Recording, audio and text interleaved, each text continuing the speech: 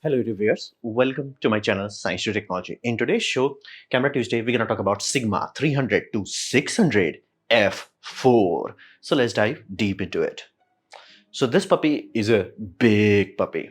Now let this be very clear. This is a completely different ecosystem where you do not complain about how big the lens is. You do not complain about how heavy or how expensive this is. This is the ecosystem, meaning it's like complaining that or petrol price is expensive when you are driving a Ferrari.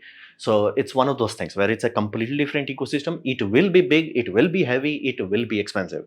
It's not like, oh, it's too much heavy or it's like, too expensive. No, in that ecosystem of super telephoto lenses for photography, yeah, no, it's reasonable. And fundamentally, many times you would have hear people say this thing: if you do not have the zoom that you need, just walk closer to it. While that is good for portraiture, but basically sort of static photography, that's not something that is even remotely achievable if you are dealing with birds or basically wildlife or sports photography. Basically, cricket match is the pavilion is huge. It's bonkersly huge. It's almost like a football stadium kind of huge, and you have tiny people in the center. So you can't focus from edge on, so to say. So you need a telephoto lens. You can't get into the field and like, hey, let me frame it properly. So that's not acceptable in those sort of ecosystem where like football, cricket, things of this nature. They're like, yeah, you have to pay for it. Like same goes for sports photography, like sports car racing, where you cannot get too close to the basically tracks, especially if it's a dangerous one.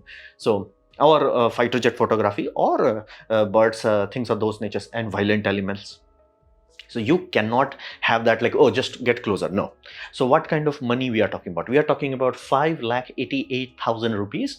That's significant chunk of change. That's almost like people's first car price. And in USA, that will be $6,000. Now, is this expensive or cheap? Well, in its ecosystem, it's half. For example, this is a Sony E-mount lens, and this is Sony E-mount lens. This is G Master, this is Sigma. This is f4, this is f4, this is 300 to 600, this is 600. This is a prime lens. This is $12,000, actually 13,000. So yeah, so 6,000 for a zoom lens with same aperture as a prime lens, double the price. Yeah, no, this is not even a comparable scenario. So I think somebody, either A, Sigma is making a lot of profit, B, or they have a really good engineer. Recently they have been launching lenses that are like, damn, you are flexing. Like you are really flexing. Like it's like, oh, we have L mount alliance, so let me flex. Like what can we do? Like this does not exist. You could not buy this in Nikon, Canon, or Sony, or Fuji. So this is like, damn. And again, in its ecosystem, it's cheap. It does not matter whether you look it's comparable from Canon or Nikon.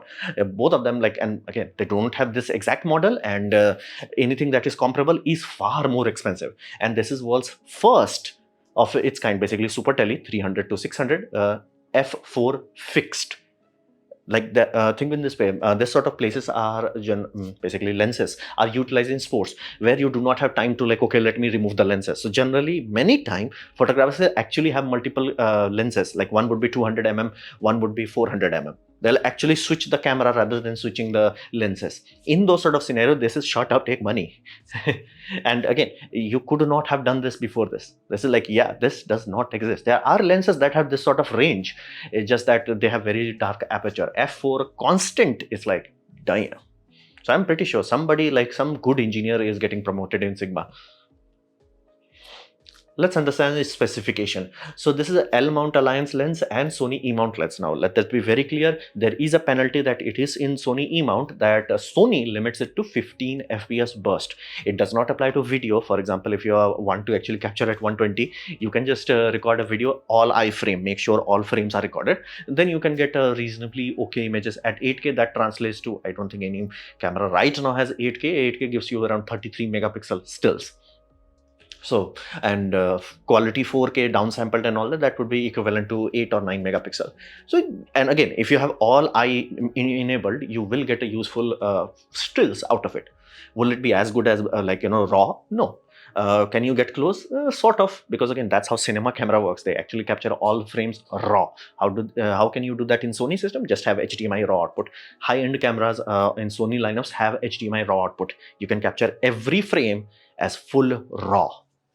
But again, that's a 15 fps burst limit. It is there, you have to deal with it. It's same as like how Canon has a limit where it's like, no, thou shall not have full frame R mount lens, because they will disable the autofocus. So it is what it is, you have to just work with it. And that being said, let's just say you are okay with that, or like your camera does not actually go that fast. It has drop-in filter, which again I genuinely wished, like this was my dream camera list. It's like when we are going from DSLR, so this is the sensor, this is the flange of a DSLR system, you have a giant mirror here. So I'm like, they are like, okay, let's make it closer. I'm like, no, this is here bad, this is good, but don't make it very close, put a sliding filter there. So imagine a world where we had that. All basically every camera you buy had a simple place for filter. So any filter you buy works on all lenses. Canon did that with their EF to RF mount adapters. They do have that. And thankfully, whenever you're talking about bonkers lenses like these are so expensive. They're like, yeah, the front element is huge. Like how huge? 167 millimeter. It's this big, actually a bit bigger than this. So fundamentally, you can't find a filter for that. It's like matte boxes will have hard time fitting in that. So they're like, yeah, let's just drop in filter. That's a good thing. And because again, so expensive, they're like, yeah, we ourselves has the offerings. They have two offerings. One offering is variable ND, another offering is circularizer polar. And again, they designed it from day one. They also have the knob, so you can rotate it inside the lens without touching it. Exactly like how you have luxury of doing that with Canon's old RF, basically EF lenses mounted into our body, because you will have that filter. So it has that. Oh, by the way, that filter, you can also add your own if you have some specific requirement. They are just available. So it's very, very thoughtful, very thoughtful.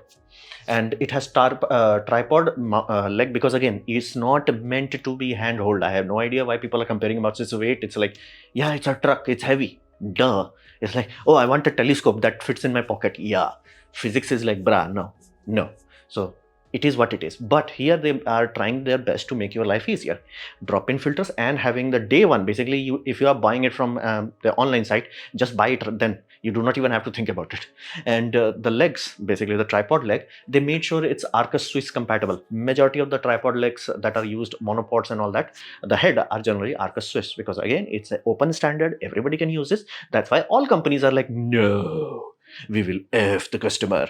This is like, yeah, we are already charging you enough. We have the technology to machine Arcus Swiss and have a threaded hole in it. You do not need to have two different things. Like these are subtle things that makes your life, why? To thoughtful, very thoughtful. Another thoughtful thing is they have clicker and declicker. Now it's like, does that matter? In certain scenarios, yes. For example, let's say you framed your scenario and you're like, okay, either I want to take the photo like this or you want to take the photo like this. Now you are looking at a screen that is back of the camera. It's not very good. So you might be like, okay, I need a way to align it properly. Well, it has a detent. You click, activate the clicker and it's like 90. It will have a tactical feel. And but here's the deal, what if you are doing bird photography and you want to have some free floating experience? Off it. Thoughtful. And it's weather sealed, duh, and it's thermally reflected painted. Now be mindful when you're talking about a big giant lenses this big, and it is expected to be utilized outdoors rather than in a studio environment. They can heat up, especially nowadays. So generally people have learned the hard way that big lenses that are not painted white has a risk of thermal fracture. We have learned the hard way. So all lenses are slowly shifting to white bodies, especially if they are big and huge. So big and huge, white. They have to do thermal refractivity system. And because it's a high fidelity system, internal focusing, basically all the lenses dances inside. Now, is there a benefit to that? There is a penalty that this does not fold into a compact system, because again, this whole space is empty space. There is a giant empty space here. So you can compact it. It's just that if you do that, that mechanism makes it more vulnerable to dust and dirt contamination on the inside. And this is a sports scenario lens. This is something that can be used in heavy rain and all that jazz. So they have to make sure that it's perfectly sealed. So penalty, you cannot make it compact for travel. Benefit, it will last a longer time. Basically, seal wise, you do not have to worry too much about it. So that's the good part. Inner focusing system is, and again, is better for gimbal. I do not mean electrical gimbal. Before there was electrical gimbal, there was like, mechanical anti-aircraft pew mount. Somebody figured out, hey, that mount makes awesome thing for telephoto lenses that are big and heavy. So you can just do like this.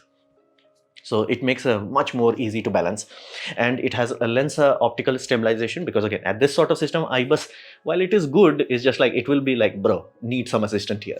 So it has basically optical image stabilization, working with body in-body image stabilization, and high response linear actuator at this point in time. After 2020, I've not seen a single lens that has hard time autofocusing. It's like we got that. We sorted the lens autofocus. It's the algorithm that is the holding back part. And again, Sony has sorted that also. So you do not have to worry about focus speed in this. So what about the performance? So performance is, picture quality is really good at f4, like at wide open, it's good. And you're like, let's say you are capturing a bird and light is like abundant and you're like, no, I want really sharp. Yeah, you can drop to f5 and you will get marginal gain in sharpness. That's not a bad thing. That simply means f4 is actually not very blotchy, so to say. It's actually good. So it's a good system where you can have like a really good f4 or very great f5. So you have that. Color rendition, and again, I downloaded this image, fully high resolution images are available. And it's quite good and pleasant. However, let that be very clear. If this is the first time you are analyzing this sort of lenses, you must understand this. This sort of super tele lenses are far more affected by weather quality than they are affected by the optics. They are far more affected by weather quality, meaning you could literally have a lens that has like poor MTF and you are like, in the middle of nowhere where atmosphere is clean, there is no haziness, and you capture it, it's like, it's good. You take the the ultra high quality lenses and it's in like Delhi, very polluted and all that. It's like, So you have to keep that in your mind. Basically, the best time would be if it has rained like hell and it's just like sun just came up. It will be clean, like it will be like shiny. Although at that time you might require polarizer, but it's clean. You will be shocked how it's almost like your camera literally went from 18 megapixel to 25 megapixel.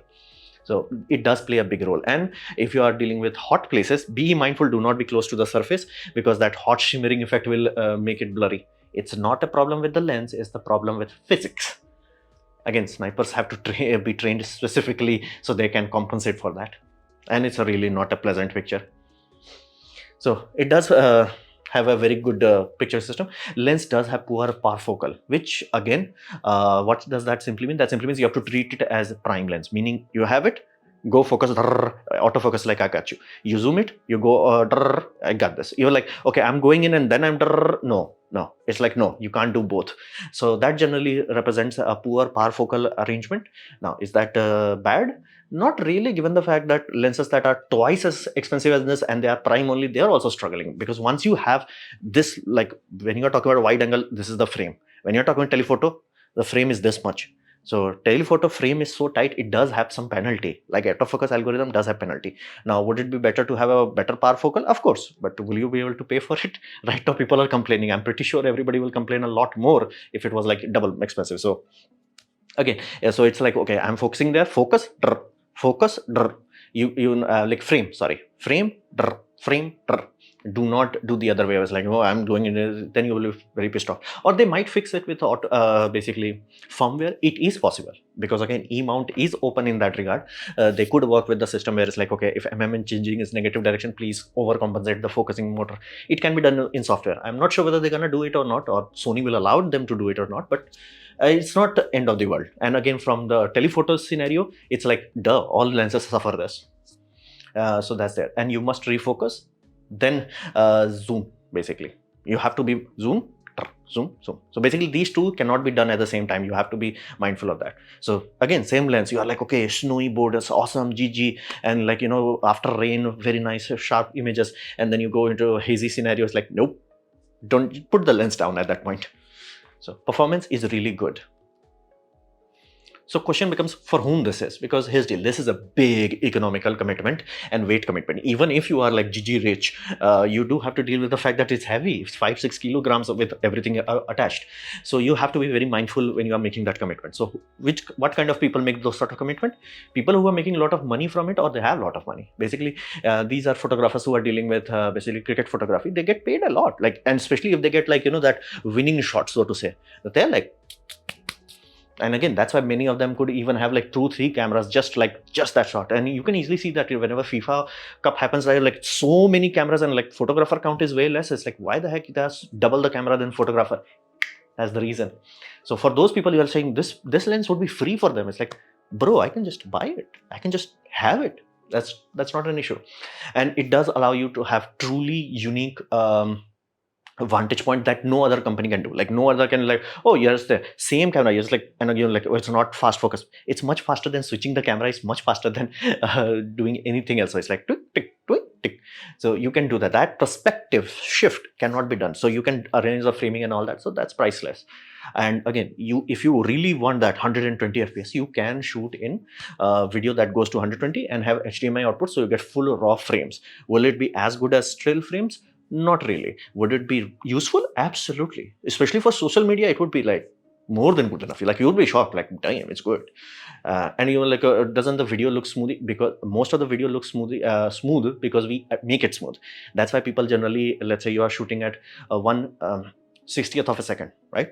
And your video should be generally 1/30th. Generally, people want a shutter angle and basically frame rate to be properly aligned, so it does not look either too sharp or too jerky. If you are only doing it for getting stills, you can make it like, you know, 1/2000th of a second, 1/4000th of a second, and then you're like, okay, each frame actually looks still frames. It can be done. And be mindful, that's how cinema camera does. And a lot of people do that red camera still frame extraction for model photography. So it's not like, oh, that's stupid. Like people can do it. Like if you want that, you can do that, because you might be like, okay, why not just buy a Panasonic camera? Then you will learn the hard way why Sony's algorithms are so far ahead. Like you at that point you will take like, hey, I'll take 15 actually frame focus, whereas like, you know, I'm missing focus. And weak par focal might be a turn off for some people, and burst limit might be just like no. Like it just may not be like, no, it's up to you. It's your work. Again, people who are buying this, for those sort of people, you're like, yeah, these lenses are not expensive. They're like, it's a tool. Like you do not talk about cost of a freaking locomotive. It's idiotically expensive, just to, you know. But again, it does a task. It's the only thing that can do that task. The end. There is no conversation after that. So it's a more of a commitment. You have to be mindful. It's not something, I can do some portraiture and all that. You can do that. It's just that, why? So it's up to you. You have to be very mindful of that. You can bypass that Sony limitation to some extent with that 120 fps raw output, but be mindful of that. So this was my presentation on Sigma's big lens. Hopefully you have liked it, learned from it. In that case, please click the like button, share it amongst a friend. That will help me a lot. If you didn't like it, didn't enjoy it, I urge you to press dislike, press it twice to show my extra disappointment. Please leave a comment because I do try to reply to all of them. Subscribe, press the bell icon for free, and as always, thanks for watching.